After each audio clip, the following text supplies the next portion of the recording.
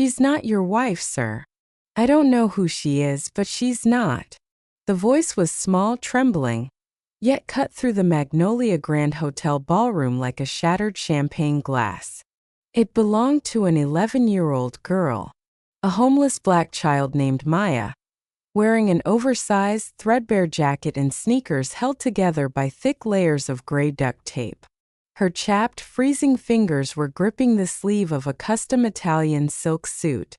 The suit belonged to Marcus Whitfield, the wealthiest and most powerful billionaire in all of South Carolina. Instantly, the entire ballroom went dead silent.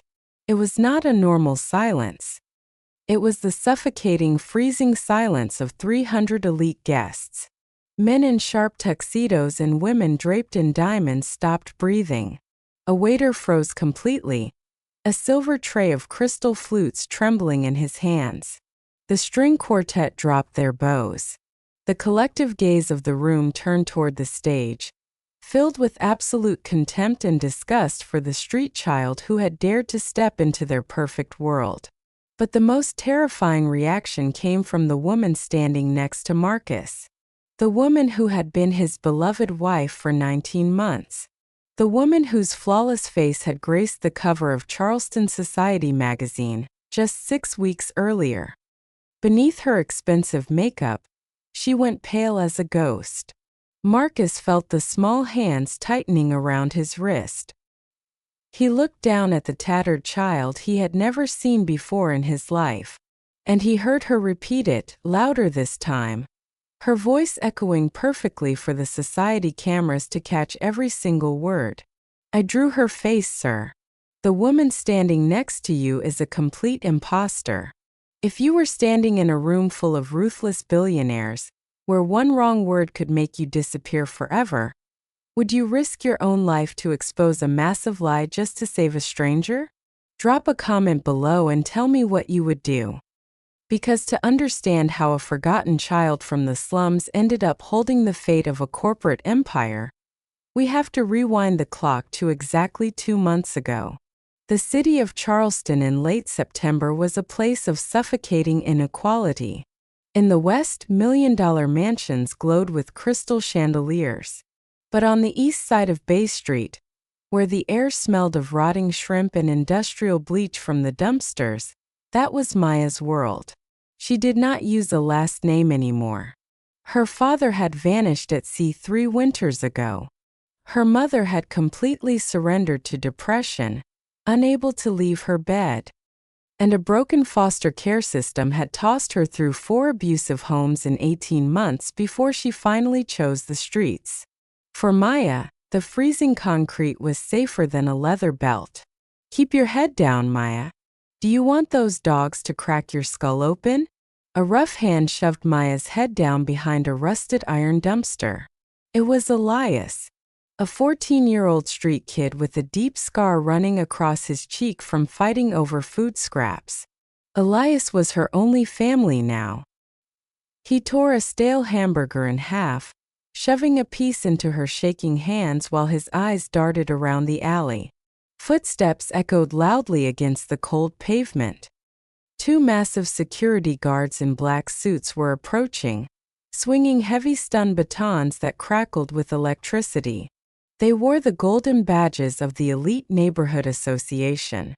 "The homeless rats are multiplying again." One of the guards spat on the ground, his voice dripping with venom. "Orders from the top. The charity gala is coming up and the rich ladies do not want to see any filthy beggars ruining their view. If you see them, break their legs and throw them in the trash trucks. Nobody cares if these street vermin disappear." Elias clenched his jaw, wrapping his arms tightly around Maya's shaking shoulders. In the eyes of the city's elite, children like Maya and Elias were not human beings. They were stains. Their only crime was being born into poverty and daring to breathe the same air as the wealthy. Maya bit her lip hard enough to draw blood, refusing to make a single sound.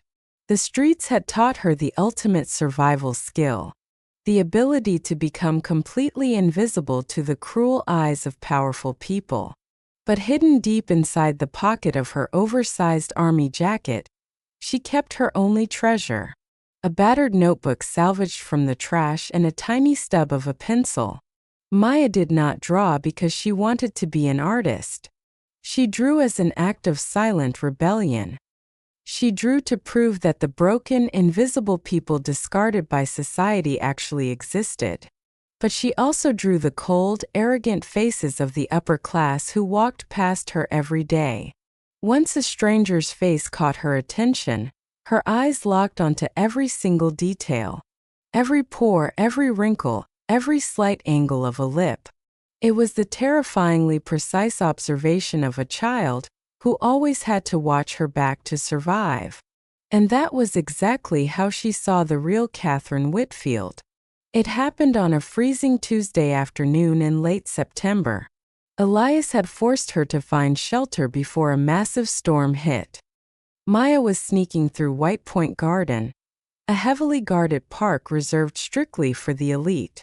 As her duct-taped shoes stepped silently on the perfectly manicured grass, she suddenly froze, hiding behind a massive oak tree. Sitting completely alone on an ornate stone bench was a woman. She was dressed simply, wearing no flashy jewelry, her hair pulled back carelessly. But Maya had watched people long enough to know the brutal truth of class division.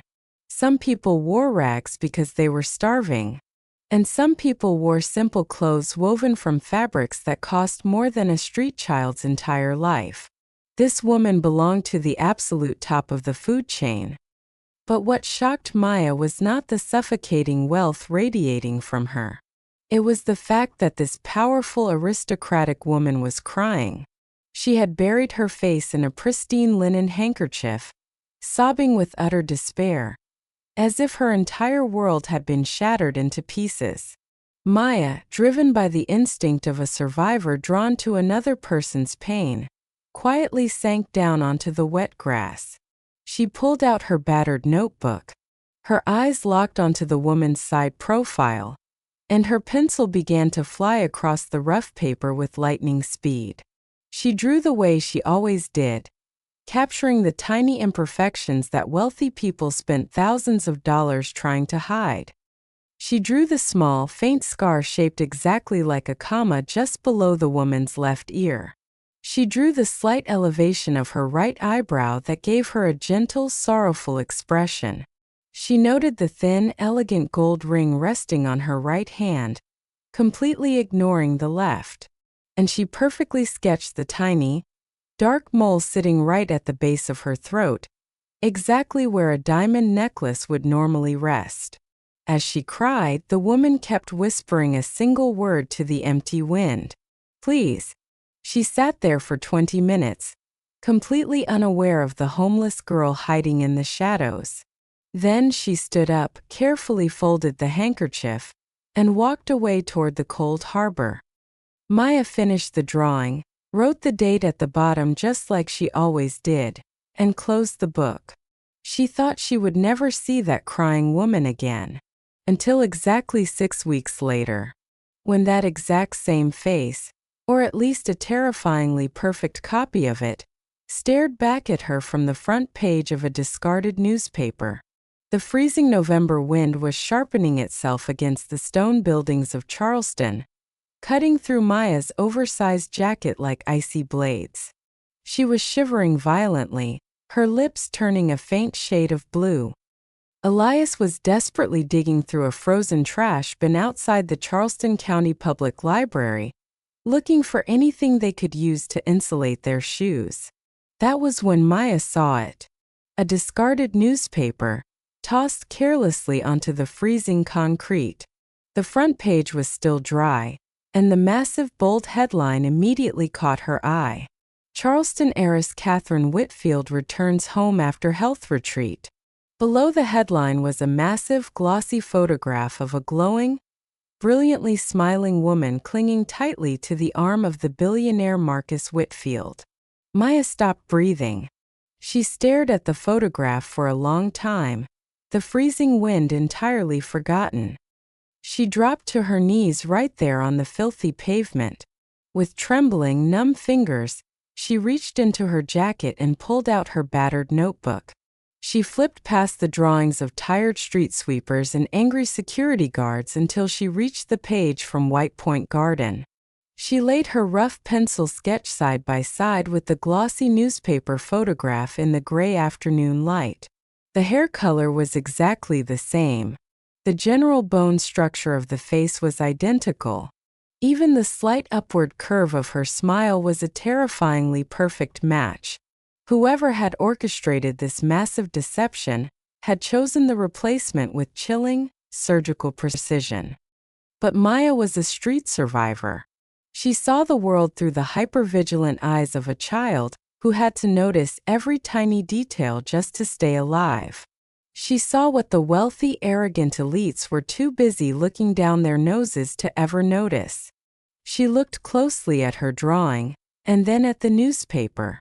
The woman in the glossy photograph had a flawlessly smooth, expensive jawline. There was no comma-shaped scar beneath her left ear. Her eyebrows were perfectly symmetrical, heavily drawn and arrogant, completely lacking that gentle, sorrowful elevation Maya had captured in the park. The skin at the base of her throat was as clear and unmarked as expensive porcelain. The tiny dark mole was gone, and heavily displayed on her left hand, catching the flash of the cameras, was a blindingly massive diamond ring. The simple, elegant gold band on her right hand was completely missing. Maya was only 11 years old.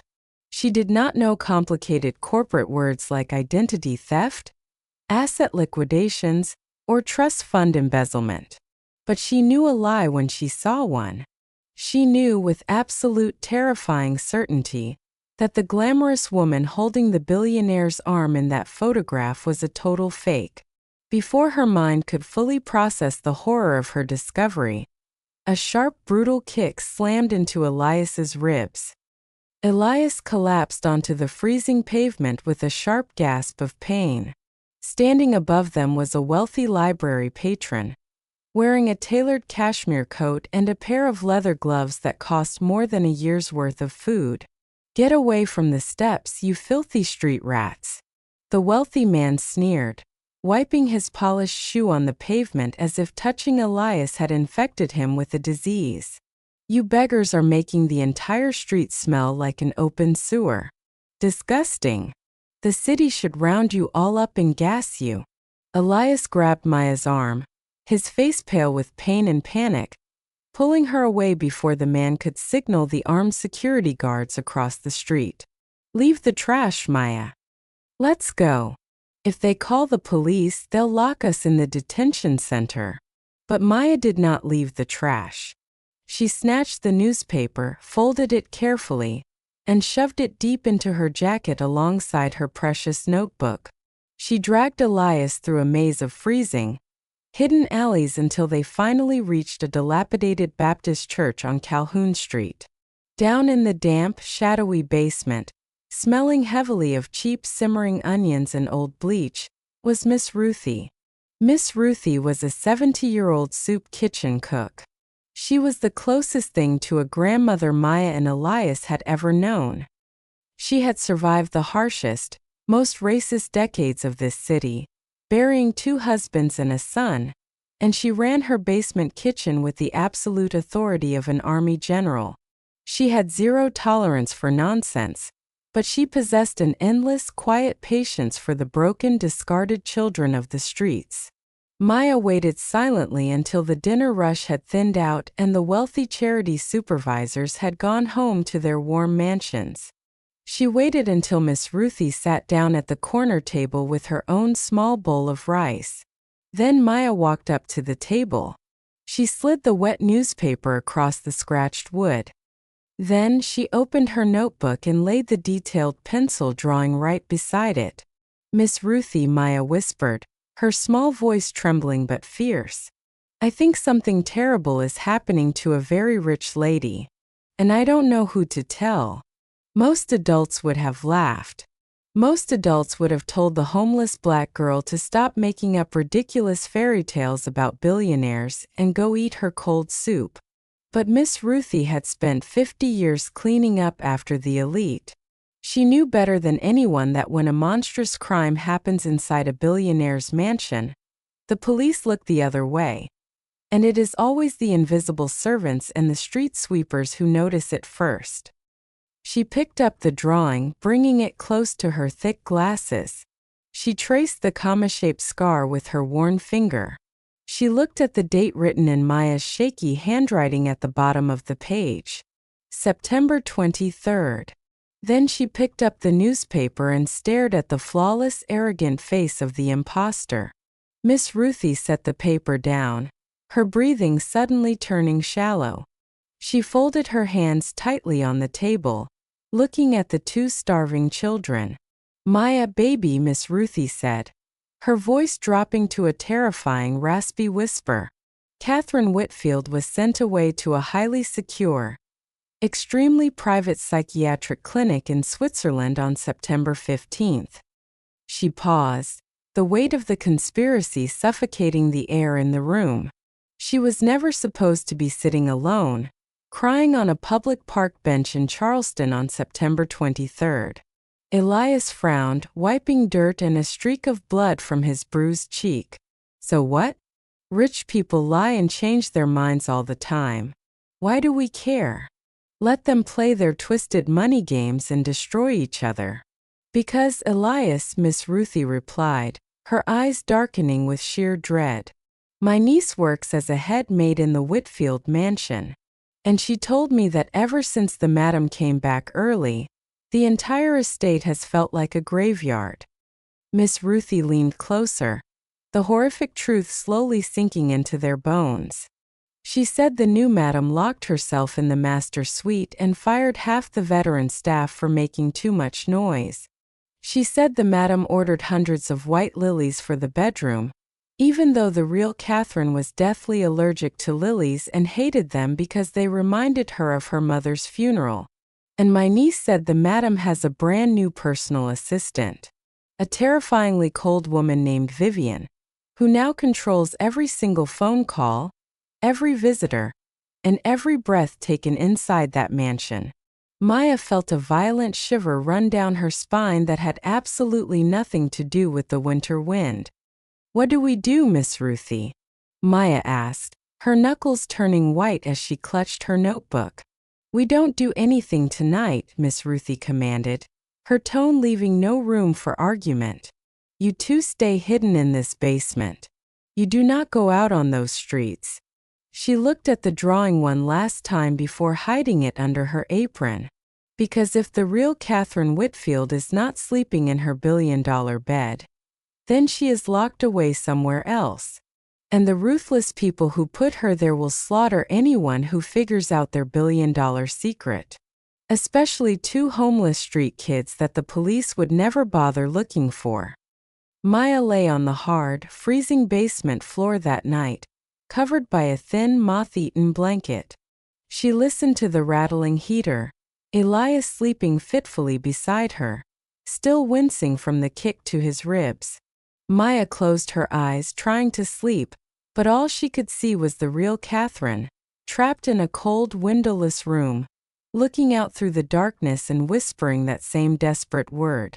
Please. Maya opened her eyes, staring at the dark ceiling. She knew she could not stay silent.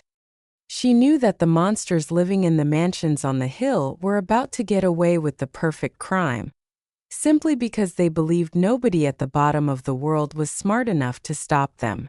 The morning sun crawled over the rusted rooftops of the east side, but down in the damp church basement, it felt like midnight. Miss Ruthie stood by the rotary phone on the peeling yellow wall. She had made a decision that could either save a woman's life or get an old cook and two street children buried in a landfill. She picked up the heavy receiver and dialed a number she had not called in over 30 years. The number belonged to Wendell Pierce. Wendell was an 81-year-old attorney operating out of a dusty, forgotten office on Broad Street. He was not a corporate lawyer in a slick luxury suit. He was a man who had spent his entire life fighting for the broken people of Charleston, the ones the billionaires crushed under their polished shoes.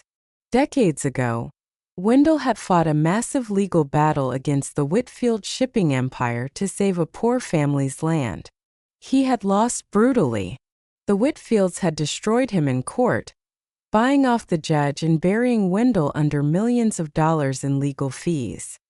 Wendell had never forgotten that humiliation, and he possessed the patient, terrifying hatred of a man who remembers exactly how the wealthy operate. The phone rang 3 times before a gravelly voice answered. Miss Ruthie did not waste time with pleasantries. She told him everything. She told him about Maya, the homeless black girl with the duct-taped shoes and the hyper-observant eyes. She told him about the drawing of the crying woman in the elite park. She told him about the terrified whispers from the mansion maids, the sudden appearance of the ruthless new assistant Vivian, and the terrifyingly perfect imposter parading around the city. Wendell Pierce listened in absolute silence. When Miss Ruthie finished, the heavy silence stretched for almost a full minute. Ruthie, Wendell finally spoke, his ancient courtroom voice grinding like crushed stone. If what you are telling me is true, then somewhere in this city a woman is being held prisoner. A massive fortune is being prepared to change hands. And a billionaire is about to lose everything without even realizing his empire has been hijacked. He paused, the terrifying reality of the timeline setting in. And the Whitfield Charity Gala is in exactly 4 days. Wendell hung up the phone, locked his office door, and drew the blinds tight. He did not believe in fairy tales or miracles, but he believed in the brutal honesty of paperwork. He knew that the ultra-rich could fake a smile, fake a marriage, and even fake a person, but they could never resist leaving a paper trail when money was involved.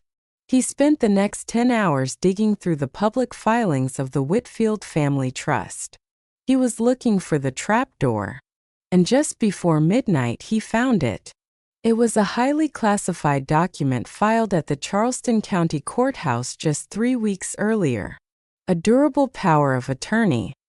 It granted absolute, unquestionable authority over Catherine Whitfield's massive personal estate and medical decisions to her new executive assistant, Vivian.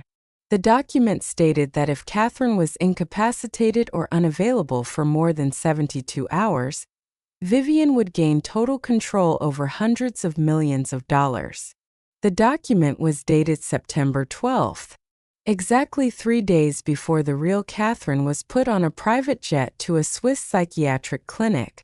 Wendell stared at the signature at the bottom of the page under his desk lamp. He pulled a known, verified signature of the real Catherine from an old charity filing and laid them side by side. The forgery was terrifyingly good. It was a masterpiece of deception, designed to easily bypass any lazy bank teller or corrupt notary. But it could not bypass an 81-year-old attorney who had spent 40 years looking for the devil in the details. The loop of the letter C was just a fraction too tight. The final stroke of the W ended with a sharp, aggressive flick, entirely lacking the gentle curve of Catherine's real handwriting. The fake signature belonged to someone aggressive, someone desperate, someone who had practiced writing it 1,000 times with pure hatred in their heart. Wendell immediately picked up his phone and called Delphine Boudreau.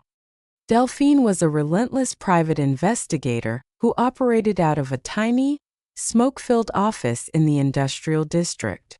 She specialized in finding wealthy people who desperately did not want to be found. Wendell gave her the flight manifests, the clinic information, and the forged document. He did not tell her that his primary witness was an 11-year-old homeless girl because that did not matter. What mattered was the clock ticking down to the gala. "I need to know where the real Catherine Whitfield is, Delphine," Wendell said coldly. "And I need to know exactly who this Vivian woman really is." Delphine took the case.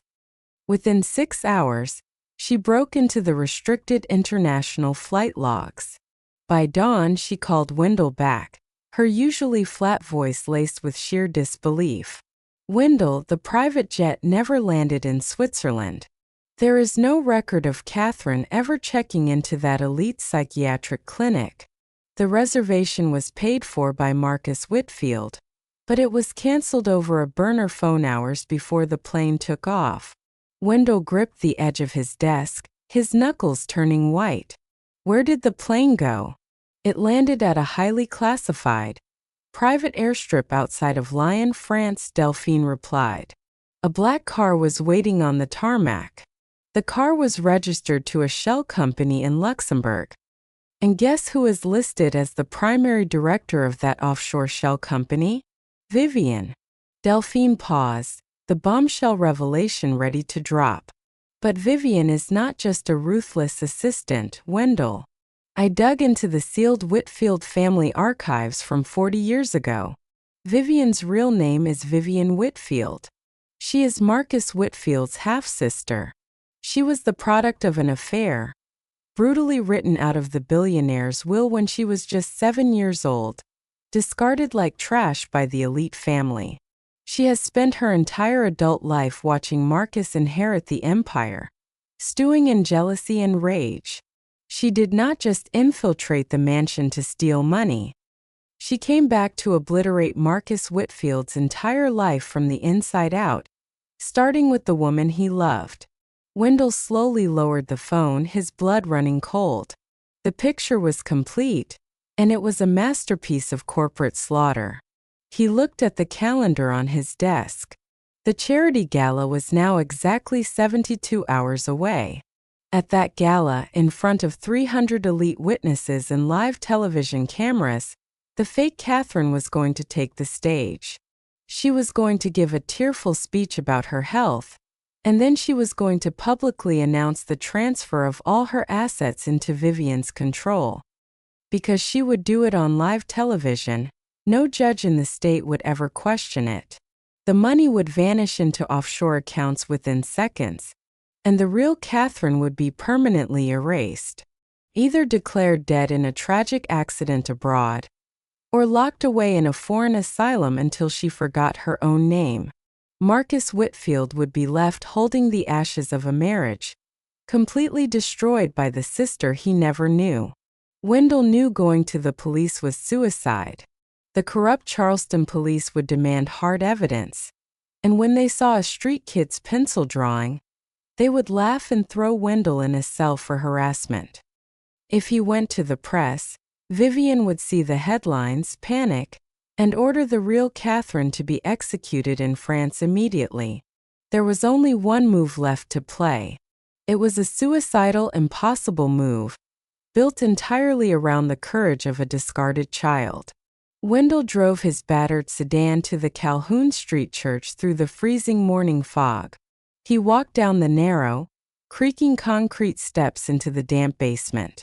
Maya was sitting at the corner table, her oversized army jacket wrapped tightly around her thin frame.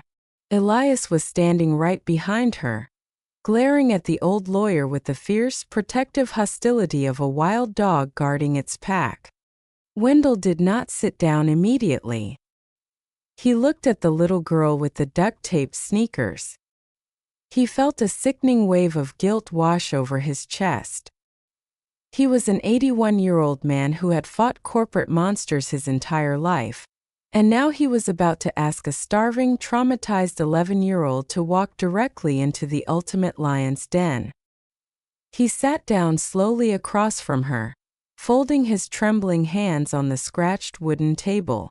Maya, Wendell began, his voice heavy with sorrow and grim determination. The woman you drew in the park is in terrible danger. The monsters who kidnapped her are going to steal her entire life this Friday night at the Magnolia Grand Hotel. I have a plan to stop them, but it is incredibly dangerous. It requires someone to stand up in front of 300 of the most powerful, ruthless people in this state and tell the absolute truth. Wendell took a deep breath, the cold air burning his lungs. I cannot do it because their armed guards will shoot me before I ever cross the hotel lobby. The police will not do it because they are paid and controlled by the very billionaires we are trying to stop. You are the only one who saw the real Catherine crying in the park. You are the only one who knows the exact, hidden details of the imposter's face. If you say no, I will walk away right now, and nobody will ever blame you. You owe these wealthy people absolutely nothing. Elias slammed his hands violently on the table, his scarred face twisted in absolute fury. Are you insane, old man? Elias yelled, stepping aggressively between Maya and Wendell. You want to send a homeless black girl into a ballroom full of elite, untouchable billionaires? They look at us like we are infectious diseases. Their security guards beat me half to death yesterday, just for standing near a public library. If she embarrasses them on live television, they will not just throw her out into the cold. They will make sure she disappears into a nightmare juvenile detention center forever. We are not fighting your suicidal war for rich people who would gladly let us starve in the gutter. Wendell closed his eyes, accepting the brutal, undeniable truth of the boy's angry words. Elias was entirely right. The system was designed to crush children exactly like them. But before Wendell could apologize and leave, Maya placed her small, freezing hand over Elias's clenched fist. She looked up at the old lawyer. Her dark eyes were completely steady, carrying a terrifying maturity that no 11-year-old should ever possess. She remembered the crying woman in the park. She remembered the desperate, silent plea for help from a woman who had all the money in the world but absolutely no one to save her. Maya knew exactly what it felt like to be completely invisible, trapped, and terrified. I will do it, sir, Maya said, her voice quiet but harder than steel. I will tell them. Wendell nodded slowly, a profound sense of awe settling in his chest. Now came the impossible logistical nightmare. The Magnolia Grand Hotel would be an impenetrable fortress on Friday night. Vivian controlled the master guest list with an iron fist.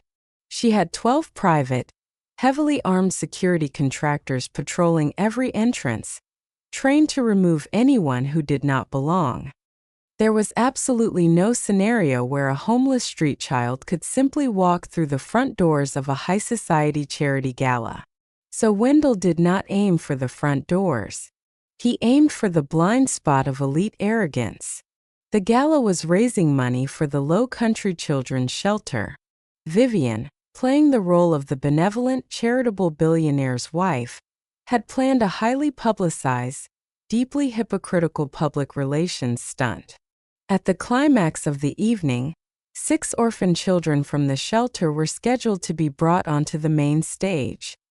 The fake Catherine would hand them framed photographs, pat them on their heads, and smile for the flashing cameras to prove how much the wealthy cared about the poor. Vivian viewed these children purely as disposable, nameless props. She did not know their names. She did not care about their individual faces. She would never bother to double-check the shelter's roster, because to a monster like Vivian, all poor children looked exactly the same. Wendell picked up the phone and called Anita Coleman, the exhausted, fiercely protective director of the children's shelter. Anita had dedicated her entire life to protecting the broken youth of Charleston. She despised the sickening hypocrisy of the elite galas, where billionaires spent more money on imported caviar in one single night than they donated to her shelter in an entire year. When Wendell explained the horrific situation, Anita did not hesitate for a single second. She hated Vivian.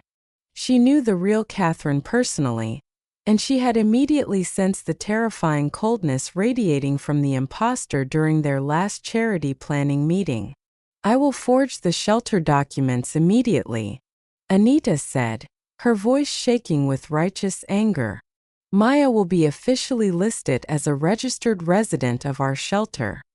I will bring her in through the secure service elevator with the other 5 children. She will be standing on that stage. The infiltration plan was set perfectly, but getting Maya into the room was only half the battle.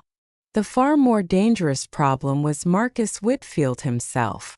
If a random street kid tugged on a billionaire's silk sleeve and accused his beautiful wife of being a fake, a man deeply in love would not listen. He would immediately assume the child was mentally disturbed or seeking attention.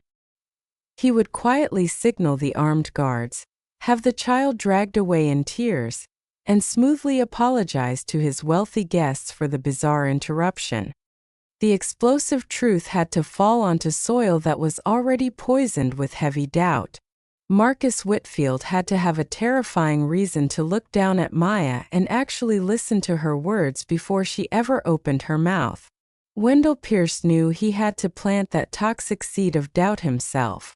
On Thursday afternoon, exactly 24 hours before the gala, Wendell drove to the imposing glass and steel skyscraper of Whitfield Shipping.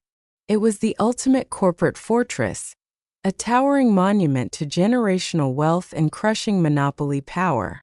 Wendell walked through the massive revolving glass doors. He approached the sprawling marble reception desk, his cheap, worn suit completely out of place among the rushing executives in Italian tailoring. "I am here to see Marcus Whitfield," Wendell told the sneering head of corporate security. "Tell him Wendell Pierce is in the lobby. Tell him it concerns a matter of life and death regarding his wife, Catherine." The security chief laughed coldly, his hand reaching for his radio to have the crazy old man forcibly thrown out onto the street. But before the guard could speak a single word into the radio, the private executive elevator chimed brightly. The polished steel doors slid open, and Marcus Whitfield stepped out into the grand lobby. The billionaire paused, his cold, calculating eyes sweeping over the chaotic scene in his pristine lobby. Marcus Whitfield was 46 years old. He practically owned the skyline of the city. He wore a bespoke midnight blue suit that draped flawlessly over his broad shoulders. But beneath the terrifying aura of absolute corporate power, Wendell saw something else entirely. He saw a man who was quietly drowning. There were dark, heavy circles under Marcus's eyes. It was the exhausted, hollow look of a man who had not slept peacefully in weeks. A man fighting a massive psychological battle inside his own head. "Mr. Pierce," Marcus said, his voice a low, commanding baritone that instantly made the security chief step back in fearful submission. "My father has been dead for 5 years. If you came here to resurrect a 30-year-old courtroom grudge, you are wasting my valuable time. I did not come here for your father, Marcus," Wendell replied smoothly, refusing to blink under the billionaire's crushing gaze.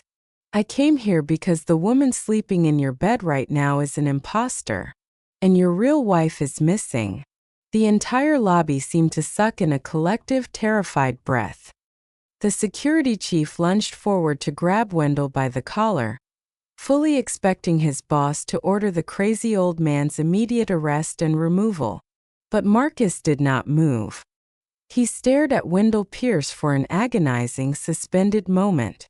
His jaw muscles clenched so tightly they looked like they might snap under the pressure. "Stand down," Marcus ordered the guard, not taking his eyes off Wendell for a single second. "Bring him up to the top floor." Now, the private executive boardroom on the 60th floor was a temple of extreme, suffocating wealth. Floor-to-ceiling glass windows offered a sprawling, godlike view of the entire city of Charleston and the glittering harbor below. The massive conference table was carved from a single slab of imported black mahogany. It was a room specifically designed to make rival corporate CEOs feel small, poor, and insignificant. But Wendell Pierce did not feel small. He opened his worn, cheap leather briefcase and began placing the documents on the polished, expensive wood. He did not raise his voice. He did not act dramatic or theatrical. He simply laid out the cold, clinical autopsy of a billionaire's hijacked life. "Here are the restricted international flight manifests from September 15th, Wendell said, sliding the first paper across the vast table. Your wife never landed in Switzerland. The reservation at the elite psychiatric clinic was canceled hours before the flight by an untraceable burner phone. The plane was diverted to a private, undocumented airstrip in France. Marcus stared at the paper, his face completely unreadable. A perfect mask of elite composure. Here is the durable power of attorney filed secretly just 3 weeks ago. Wendell continued, placing the second document down with a heavy thud. It grants complete, absolute control of Catherine's massive personal fortune to your new assistant, Vivian. The signature is a masterclass forgery. It was meticulously designed to bypass your own corporate lawyers. Marcus reached out and touched the paper. His fingers were completely still, but the air in the boardroom was rapidly growing suffocatingly heavy. And here, Wendell said softly, placing down a single, typed sheet of paper, is the background check on the woman you currently know as Vivian. Her real name is Vivian Whitfield. She is your half-sister, the illegitimate child your father brutally erased from the family will and discarded into poverty 41 years ago. She has spent her entire adult life planning to burn your empire to the ground and take back what she believes is rightfully hers. Marcus stopped breathing. He looked at the name. Vivian Whitfield. The ruthless, impossibly efficient assistant who had systematically isolated his wife, fired the loyal veteran staff, and taken absolute control of his entire household operations. The woman who was orchestrating the massive charity gala tomorrow night. It is a lie, Marcus whispered, his voice suddenly shaking with a terrifying mixture of rising rage and absolute, desperate denial. It is an elaborate psychotic lie. I held my wife this morning. I spoke to her. I ate breakfast with her. You are just a bitter old man trying to destroy my family for a petty revenge. Wendell did not flinch at the insult. He slowly reached into his inner jacket pocket. You are a billionaire, Marcus, Wendell said, his ancient voice dripping with sad, heavy irony. You have an absolute army of corporate spies, elite security teams, and the most expensive, ruthless lawyers on earth. And yet, none of your billions of dollars could see what an 11-year-old starving child saw from a wet park bench. Wendell placed the final piece of evidence on the center of the black mahogany table. It was the battered, ripped page from Maya's trash-salvaged notebook. This was drawn by a homeless black girl named Maya. She has no money, no family, and absolutely no reason to care if your corporate empire burns to the ashes. But she has the hyper-observant eyes of a street survivor. She saw your real wife weeping entirely alone in White Point Garden on September 23rd, long after she was supposedly locked away in that Swiss clinic. Marcus looked down at the rough pencil sketch. His heart stopped beating. The perfect corporate mask shattered into a million invisible pieces. He saw the faint, comma-shaped scar just below the left ear. He saw the slight, sorrowful elevation of the right eyebrow. He saw the thin gold band on the right hand. And he saw the tiny dark mole resting right at the base of the throat. He had kissed that tiny mole 1,000 times in the dark. He had not seen it in over a month. Because the flawlessly beautiful, perfectly composed woman pouring coffee in his mansion every single morning did not have it. The coffee cup, Marcus whispered, the horrific realization hitting him like a catastrophic physical blow. The color entirely drained from his face, leaving him looking like a devastated ghost trapped inside a bespoke suit. She pours her coffee with her left hand. Catherine is strictly right-handed. I saw it. I saw it 9 days ago, and I forced myself to look away because the truth was too terrifying to face. Marcus collapsed heavily back into his leather executive chair, burying his face in his trembling, powerful hands. The most untouchable man in the state was entirely broken, shattered by the horrific, sickening realization that he had been sleeping next to a stranger, while the woman he loved was locked away in a dark room halfway across the world. "Where is she?"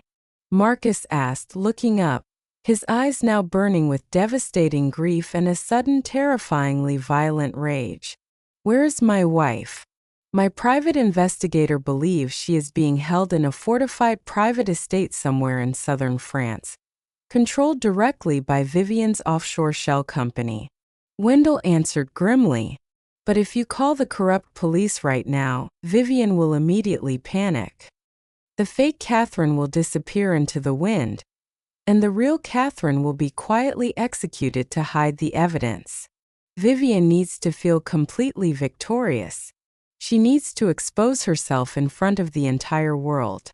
Wendell leaned forward, placing his worn hands flat on the massive Billionaire's table. "Tomorrow night at the charity gala, the fake Catherine is going to announce the transfer of all her assets to Vivian on live television. She believes she has completely won. She believes your elite crowd of billionaires is too polite, too arrogant, and too blind to ever notice the truth staring them in the face." Wendell pointed a slow finger down at Maya's pencil drawing. "But Maya will be there. I have smuggled the homeless child onto the VIP charity guest list. When the fake Catherine bends down to hand her a charity photograph on that stage, Maya is going to expose her in front of every rolling camera and every billionaire in that ballroom." Wendell locked eyes with the broken billionaire, his voice hard as iron. "I am not asking you to cancel the gala, Marcus. I am asking you to stand on that brightly lit stage, smile for the flashing cameras, and play along with the monster who stole your wife. And when a starving little girl with duct-taped shoes tugs on your expensive silk sleeve and tells you the truth, I am asking you to listen to her." Friday evening descended upon Charleston with a freezing, biting wind that sliced through the city like a razor. But inside the Magnolia Grand Hotel, the air was suffocatingly warm, smelling of expensive imported orchids, roasted truffles, and vintage champagne. The grand ballroom was a terrifying masterpiece of absolute, obscene wealth. Massive crystal chandeliers hung from the vaulted ceilings, casting a brilliant, blinding light over 300 of the most powerful people in the state. Outside the towering glass doors, a fleet of black limousines crawled up the sweeping driveway in a slow, arrogant procession. Men stepped out wearing flawless, custom-tailored tuxedos that cost more than a working-class family made in an entire decade. Women draped in heavy silk gowns and blinding diamond necklaces smiled for the flashing cameras of the society press. They walked up the crimson-red carpet, completely insulated from the freezing reality of the starving streets just a few blocks away. Standing in the grand foyer, orchestrating this massive theater of deception with terrifying efficiency, was Vivian. She wore a severe, immaculate black evening gown that made her look like a deadly shadow moving among the glittering elite. She held a silver security earpiece, barking quiet, ruthless orders to her heavily armed private contractor teams. No one in that ballroom knew who she really was. They saw her only as Catherine Whitfield's brilliant, indispensable new executive assistant. They did not know that she was the discarded, illegitimate heir of the Whitfield empire, finally standing in the very palace her father had violently thrown her out of 41 years ago. Vivian smiled coldly as she watched the ballroom fill with the arrogant billionaires who had always treated her like invisible dirt. Tonight, she was going to steal their king's entire fortune right in front of their blind, greedy eyes. At exactly 7 o'clock, the massive oak doors opened, and Marcus Whitfield entered the ballroom. On his arm was the woman who had stolen his wife's face. The impostor looked absolutely radiant. She wore a breathtaking emerald green gown, her fake smile perfectly calibrated for the flashing cameras. She leaned heavily into Marcus, resting her hand on his chest, playing the role of the devoted, recovering wife with chilling perfection. Marcus placed his hand over hers. He smiled for the photographers, He nodded politely to the banking executives and the shipping magnates. He played his part so flawlessly that no one in the room, not even the brilliant, calculating Vivian, noticed that the billionaire was completely hollow inside. Every time the imposter touched his arm, Marcus felt a violent wave of physical sickness wash over his stomach. He could feel the terrifying absence of the comma-shaped scar beneath her jaw. He could smell a perfume that was perfectly copied, yet entirely lacked the actual warmth of the woman he loved. He was walking through a waking nightmare, surrounded by 300 elite friends who were completely oblivious to the monster standing right next to him. But Marcus Whitfield was a man who had built a global empire in the most ruthless corporate industry on Earth. He knew how to bleed in absolute silence.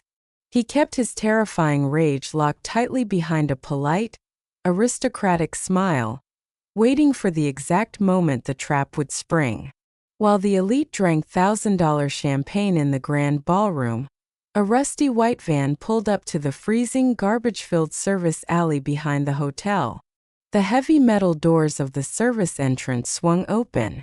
Anita Coleman, the exhausted director of the children's shelter, stepped out into the freezing wind. Behind her, shivering in the cold, were 6 children. 5 of them were wearing donated, ill-fitting Sunday clothes, their eyes wide with fear and confusion at the towering, luxurious building. The 6th child was Maya. She was wearing a cheap, clean white button-down shirt and a borrowed black blazer that was far too large for her thin shoulders. But she had absolutely refused to take off her duct-tape sneakers. They were her armor. They were the undeniable, ugly proof of the reality she lived in, a reality she was about to drag into the blinding light of the ballroom. Before Maya stepped through the service doors, a shadow moved from behind the freezing hotel dumpsters. It was Elias. His face was still heavily bruised from the security guards, his clothes filthy, shivering violently in the winter wind. He could not go inside. The armed guards would brutally beat a teenage street boy on sight. Elias walked up to Maya, his fierce, scarred face full of a terrifying, desperate pride. He reached into his pocket and pulled out a small, battered piece of dirty bread he had saved from the trash. He forced it into Maya's freezing hand. "You remember who you are in there, Maya?" Elias whispered, his voice cracking with emotion in the freezing alley. "Do not let those rich monsters make you feel small. Their diamonds and their silk suits do not mean anything. They are the ones living a lie. You are the only one carrying the truth." Maya nodded slowly, gripping the piece of bread tightly in her freezing fingers. She felt the heavy weight of her notebook pressing against her ribs from inside the oversized blazer. Anita gently placed her hand on Maya's shoulder, guiding her out of the freezing alley and into the sterile, brightly lit service corridor. They walked past the massive, chaotic hotel kitchens, where dozens of overworked, exhausted cooks were plating caviar appetizers that would mostly be thrown away. They walked past the heavily armed security contractors who barely glanced at the poor charity children, entirely dismissing them as harmless, invisible props. Maya's heart hammered violently against her ribs. The air grew warmer, heavier, filled with the overwhelming, sickening scent of extreme wealth. Anita led the 6 children through a heavy velvet curtain and into the shadows near the edge of the grand ballroom stage. Maya peeked through a small gap in the thick velvet. She had never seen so much money in her entire life. It was a blinding sea of crystal, gold, and absolute crushing arrogance. Standing just a few feet away from the curtain, Maya overheard a wealthy woman dripping in diamonds complaining loudly to a shipping executive. "I do not understand why we have to bring these filthy street urchins into the ballroom for the charity photo." The wealthy woman sneered, waving her crystal glass. "They carry diseases. We wrote the massive checks. Is that not enough? Why must we be forced to actually look at them?" The executive laughed coldly, swirling his expensive cognac. It is Vivian's brilliant public relations strategy. The press loves a tragic poverty story, darling. Just hold your breath when the street rats walk past. It will be over in 5 minutes. Maya tightened her grip on her blazer, her jaw clenching. In their eyes, she was not a human being. She was just a disgusting prop used to make billionaires look like saints on television. And then, her eyes locked onto the main VIP table at the front of the stage. She saw the billionaire Marcus Whitfield, sitting perfectly still in his midnight blue suit. And sitting right next to him, laughing beautifully while drinking champagne, was the monster who had stolen a life, the imposter. Maya reached into her oversized blazer. Her small, trembling fingers traced the rough edge of the torn notebook page hidden in her pocket, the drawing of the real Catherine, crying alone in the freezing park. The countdown to the absolute destruction of their perfect, arrogant world had officially begun. At exactly 9 o'clock, the sweeping classical music of the string quartet faded into a dramatic, heavy silence. A breathless, expectant hush fell over the 300 billionaires, politicians, and socialites in the grand ballroom.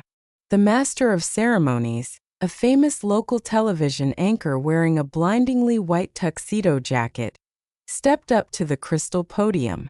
"Ladies and gentlemen," he boomed, his polished voice echoing through the massive acoustic space. "Tonight, we are here to celebrate the absolute resilience of the human spirit, the power of extreme generosity, and the triumphant return of a woman who represents the very beating heart of Charleston's high society. Please welcome to the stage Marcus and Catherine Whitfield." The ballroom immediately erupted into a thunderous, deafening standing ovation. Marcus stood up slowly from the VIP table. He offered his arm to the imposter. She took it gracefully, flashing a brilliant, perfectly practiced smile of humble gratitude to the cheering billionaires. As they walked up the crimson-carpeted steps to the center of the brightly lit stage, Marcus felt his heart hammering against his ribs like a sledgehammer. Every single step was a masterclass in psychological torture. He was holding the hand of a monster. He was acting as her ultimate shield, projecting total devotion, while his real wife was locked in a dark room thousands of miles away.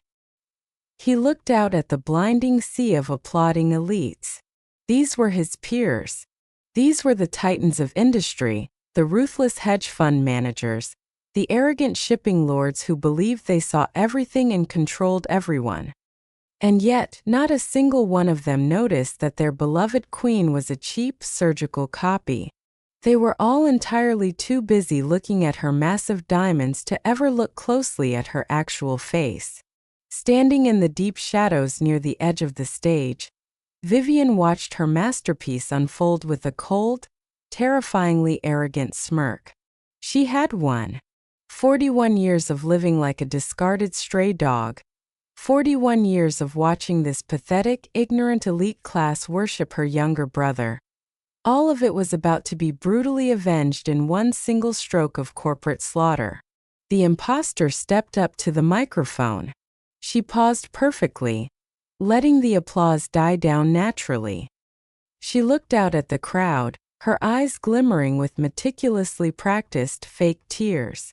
"Thank you," she spoke, her voice trembling with just the right amount of manufactured vulnerability. Her tone, her cadence, the slight, self-deprecating laugh, it was a terrifyingly exact replication of the real Catherine. As many of you know, the past few months have been an incredibly dark and difficult journey for me. She reached up with her left hand, brushing a perfectly styled lock of hair behind her ear, flashing the massive, blinding diamond ring to the rolling television cameras. "I had to step away from the city I love. I had to face my own extreme exhaustion, my own mortality, in a quiet clinic far away from everything.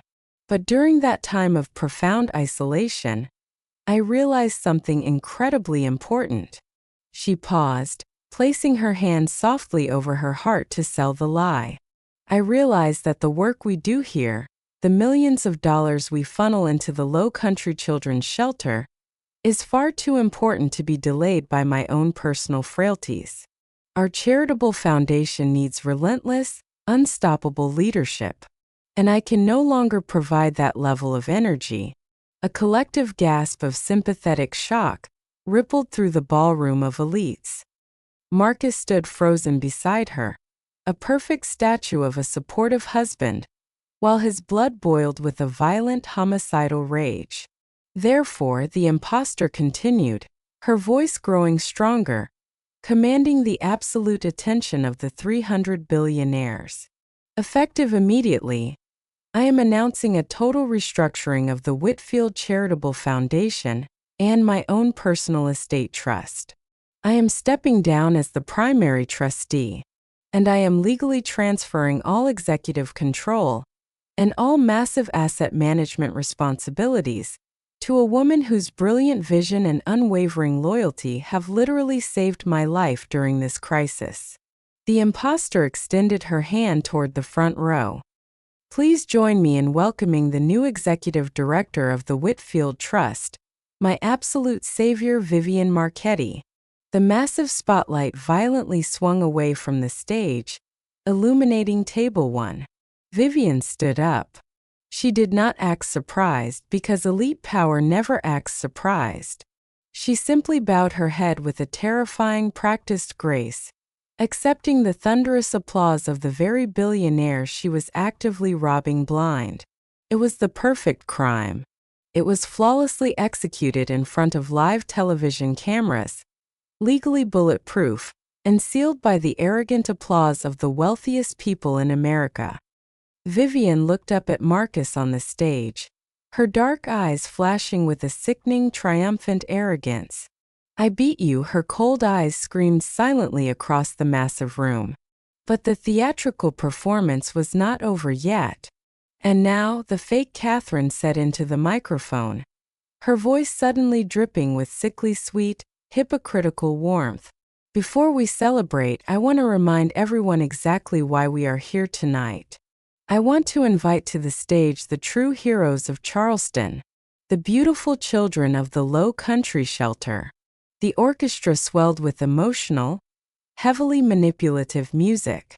Behind the heavy velvet curtain, Anita Coleman placed her trembling hand on Maya's thin back. "It is time, child," Anita whispered, her voice shaking with absolute terror. Maya took a deep, shaky breath, inhaling the suffocating scent of expensive perfume and roasted meat. She stepped out from the shadows and walked into the blinding, terrifying light of the main stage. She walked in a single file line behind the 5 other orphans. Instantly, the entire atmosphere in the ballroom shifted aggressively.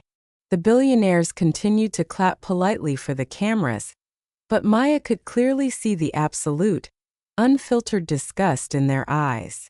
She could feel their arrogant, judging stares burning massive holes through her borrowed, oversized black blazer. But the absolute worst part was the sudden collective whisper of outrage that hissed through the front VIP rows when they looked down at Maya's feet. She was wearing the duct-tape sneakers. In a room where the absolute cheapest pair of shoes cost $3,000, Maya's filthy gray duct-tape sneakers were a massive, insulting slap in the face to their perfect, sterile aesthetic. A wealthy socialite in the front row visibly recoiled, literally pulling her heavy silk gown closer to her chair as if Maya's shoes might somehow infect her from 20 feet away. Good Lord, who let that filthy street rat onto the stage? A banking executive muttered loudly to his wife, not even bothering to hide his absolute contempt. Completely ruins the photograph. Send security to grab it. Maya ignored them. She used the ultimate survival skill she had learned in the freezing, violent alleys of the East Side. She completely tuned out the monsters. She kept her dark, incredibly focused eyes locked entirely on the woman standing at the center of the stage. The fake Catherine. The impostor smiled brilliantly, signaling an aide to bring forward a heavy silver tray stacked with 6 expensive, framed photographs. The ultimate elite PR stunt was happening right now.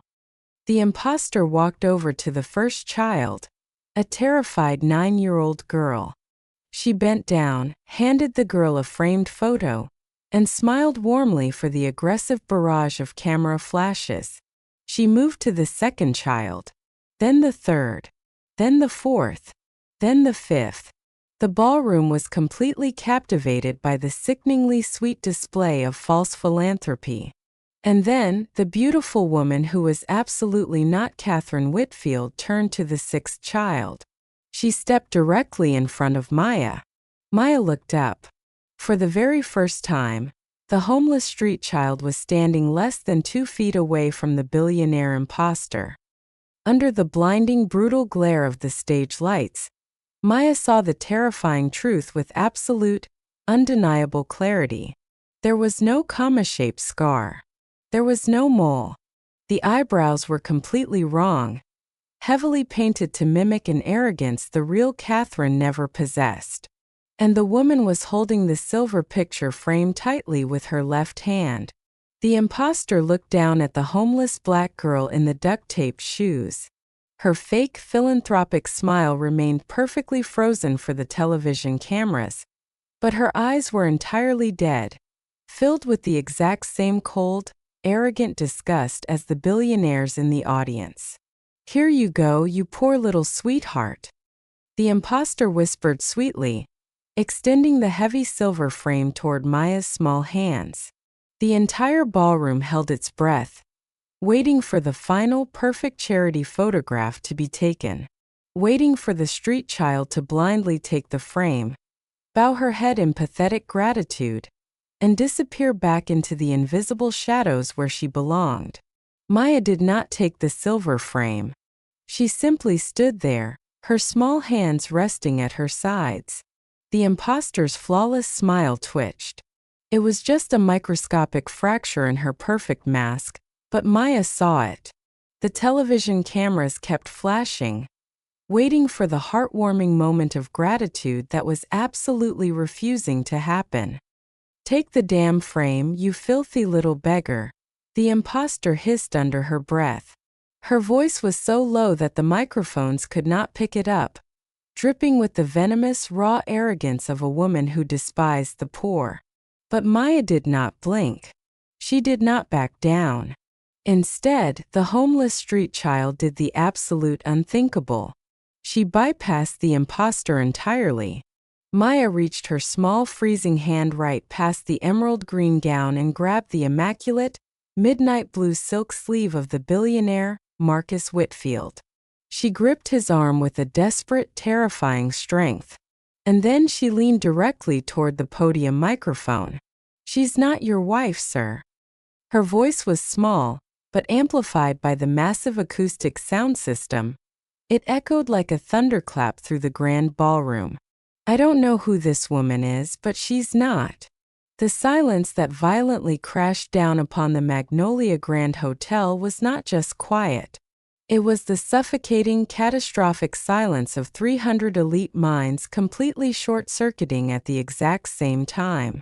The wealthy socialite in the front row, the one who had complained about Maya's shoes, literally dropped her crystal champagne glass.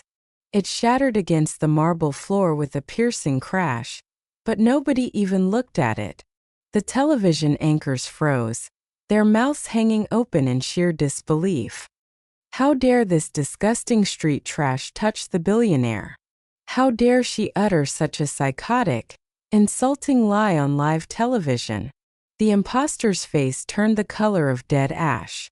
She stumbled backward, her high heel catching on the carpet, the heavy silver picture frame slipping from her trembling hands and clattering loudly against the stage. "Marcus!" the imposter gasped, frantically trying to recover her fake persona, her voice pitching into a shrill, panicked whine. "Have security remove this deranged child immediately. She is clearly mentally unstable." From table 1, Vivian shot up from her chair like a coiled snake. The absolute mastermind of this billion-dollar corporate slaughter was suddenly staring at total ruin.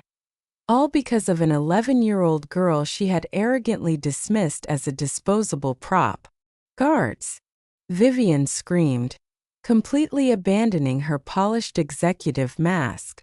"Get that filthy rat off the stage right now."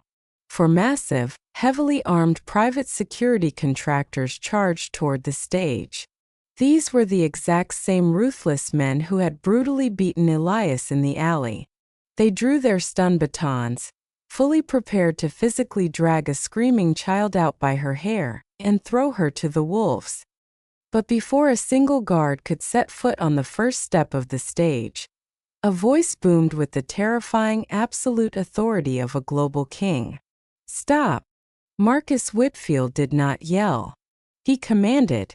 He raised one single steady hand, and the four massive security guards instantly froze in their tracks, as if they had hit a solid brick wall.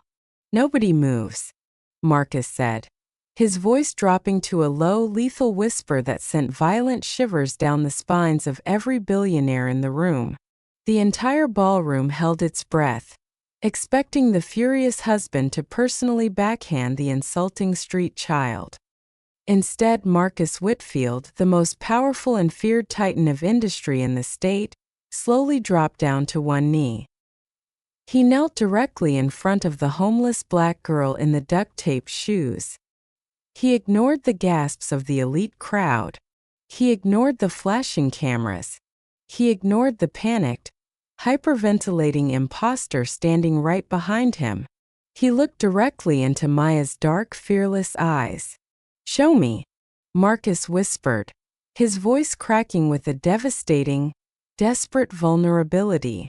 Maya reached her trembling hand deep inside her oversized, borrowed blazer. She pulled out the torn, wrinkled page from her salvaged notebook. The rough pencil sketch of a woman crying alone on a park bench. She handed it to the billionaire. Marcus took the cheap piece of paper with shaking hands, treating it as if it were the most valuable, fragile document on the face of the earth. He looked at the drawing under the blinding stage lights. The crowd watched in absolute, paralyzed confusion as the billionaire stared at a street kid's doodle for what felt like an eternity. But Marcus was not looking at a doodle. He was looking at the undeniable explosive truth that his own arrogant billion-dollar security apparatus had completely missed. He traced his thumb over the meticulously drawn, comma-shaped scar.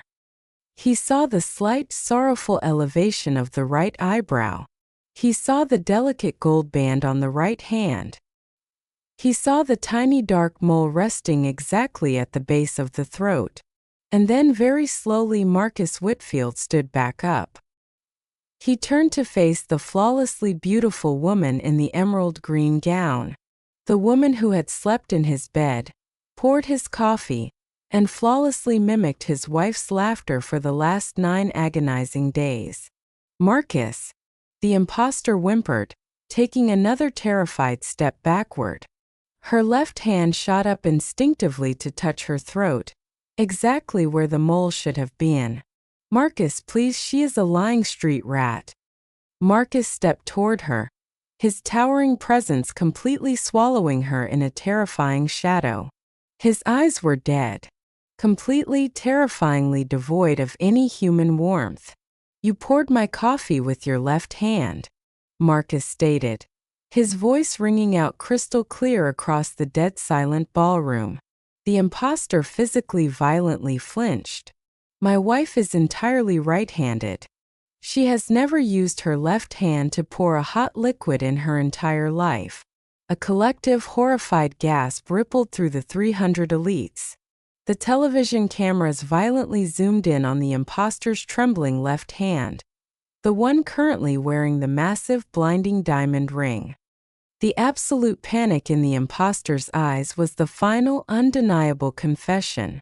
She tried to speak, tried to formulate another lie, but her throat simply closed up. She looked frantically toward table 1, making direct, desperate eye contact with Vivian. And in that one single panicked glance, The entire billion-dollar conspiracy collapsed into a pile of ashes. Marcus followed her gaze. He looked down at Vivian, his half-sister, the woman who had orchestrated the kidnapping of his wife and the hostile takeover of his entire life. "Where is she?" Marcus asked. He did not shout. He did not scream. He asked the question with the quiet, homicidal calmness of a man who was fully prepared to burn the entire city to the ground to get his answer. Vivian did not answer. She knew it was over. She turned to run toward the VIP exit doors. But standing directly blocking the heavy oak doors, flanked by 3 uniformed city police detectives he had quietly brought in through the back, was an 81-year-old attorney in a cheap suit. "Wendell Pierce. You are not going anywhere, Vivian," Wendell said, his ancient voice echoing with decades of delayed justice. The absolute chaos that erupted in the Magnolia Grand Hotel was something the elite class of Charleston would never, ever forget. 3 city detectives walked straight past the frozen, terrified billionaires. They moved with clinical, ruthless efficiency, immediately snapping heavy steel handcuffs onto Vivian's wrists. For the first time in her life, the brilliant, terrifying mastermind lost her absolute composure. She began to scream, cursing her brother, cursing the elite society, and screaming absolute venom at the homeless little girl in the duct-taped shoes. But her screams were drowned out by the flashing lights of the television cameras that she herself had invited to broadcast her victory. On the stage, the flawless imposter completely collapsed. She fell to her knees in her $10,000 emerald gown, sobbing hysterically, begging Marcus for mercy, violently ripping the fake diamond ring off her finger as if it were burning her skin. But Marcus did not even look at her. He turned his back on the monster, his towering frame completely shielding Maya from the screaming and the flashing cameras. He looked down at the street child, the invisible girl who had just saved his entire existence. "Thank you, Maya," Marcus whispered, his voice breaking with tears he had held back for 9 excruciating days. 11 days later, heavily armed French tactical units raided a fortified, isolated estate deep in the countryside outside Aix-en-Provence. They breached the heavy steel doors of the basement, and inside a cold, windowless room they found her. Catherine Whitfield was extremely thin, her face pale from lacking sunlight, her simple clothes hanging loosely off her fragile frame. She was exhausted, deeply traumatized, but she was alive. When the private jet finally touched down on the tarmac at Charleston Executive Airport on the chilling morning of November 18th, Marcus was waiting. He was standing completely alone on the airstrip. There were no cameras, there were no elite socialites, and there were absolutely no white lilies. He had finally remembered that she hated them. He brought absolutely nothing but himself. When Catherine walked slowly down the steps of the plane, Marcus fell to his knees on the cold tarmac and held her so tightly it seemed as if he were trying to merge their souls back together. As for Vivian and her flawless imposter, they were violently crushed by the absolute, unforgiving weight of the Whitfield corporate legal army. Vivian was sentenced to 45 years in a maximum security federal prison for international kidnapping, wire fraud, and grand conspiracy. Her offshore shell companies were entirely liquidated, and the elite society that had clapped for her immediately erased her name from their memory, pretending they had never met her. But the most profound change happened on the freezing, dangerous streets of the East Side. Maya and Elias never went back to sleeping behind the rusted dumpsters. Marcus and the real Catherine quietly established an impenetrable billion-dollar trust fund entirely dedicated to the 2 children and Miss Ruthie. They were given a massive, beautiful home overlooking the harbor, private education, and absolute protection for the rest of their lives. Maya never stopped drawing. But now, instead of drawing the terrified, broken faces of the forgotten poor, She drew the vibrant, smiling faces of children who finally had a safe place to sleep. And Elias, the scarred, fiercely protective teenage street fighter, grew up to become one of the most ruthless and brilliant civil rights attorneys in the state, defending the exact same invisible people the elite used to crush. But before you scroll away, let me ask you a brutal, uncomfortable question. Put yourself in Marcus Whitfield's custom Italian shoes. You just watched 300 of your closest elite friends, the wealthiest and most powerful people in the city, give a standing ovation to the monster who kidnapped your wife. They were all entirely too obsessed with her diamonds to notice her fake face. Would you simply forgive their shallow, sickening hypocrisy and return to your luxurious billionaire life? Or would you use your massive corporate empire to absolutely destroy their high society to the ground, bankrupting every single person in that ballroom who clapped for a fake? Tell me your exact choice in the comments below, because choosing to stay silent in the face of absolute betrayal makes you just as guilty as the imposter. And hit that subscribe button because the truth is almost always being told by the people the rest of the world has stopped looking at.